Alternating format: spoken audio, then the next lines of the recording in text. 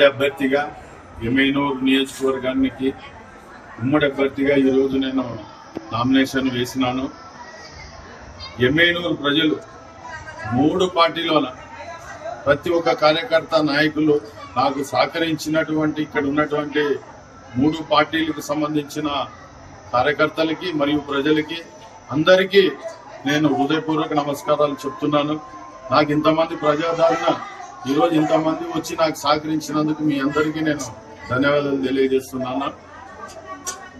ఉమ్మడి అభ్యర్థిగా నాకు బీఫారం వస్తాదని నాకు దృఢమైన నమ్మకంతో విశ్వాసంతో నేను ఈ పని చేసినాను.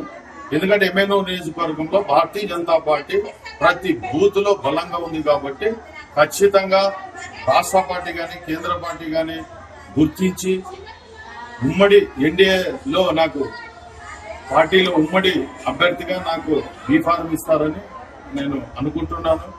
ఆ భగవంతుడిగా నాకు సహకరించాలని ఇప్పటికే ఉమ్మడి అభ్యర్థిని ప్రకటించినారు కదా, మళ్ళా మిమ్మల్ని ప్రకటిస్తారని మీరు అనుకుంటున్నారు? బీఫారం ఇంకా ఇవ్వలేదు, బీఫారం ఇచ్చే వరకు ఉంటుంది కాబట్టి ఏ మార్పులు ఏ చేర్పులు ఇప్పుడు నిన్న మీరే చూస్తారు. నిన్ననే కొన్ని అసెంబ్లీలోన అభ్యర్థులు మార్చున్నారు, పార్టీ మార్పులు జరుగుతున్నాయి కాబట్టి ఒక అవకాశం నాకు వస్తుందని నేను అనుకుంటున్నాను.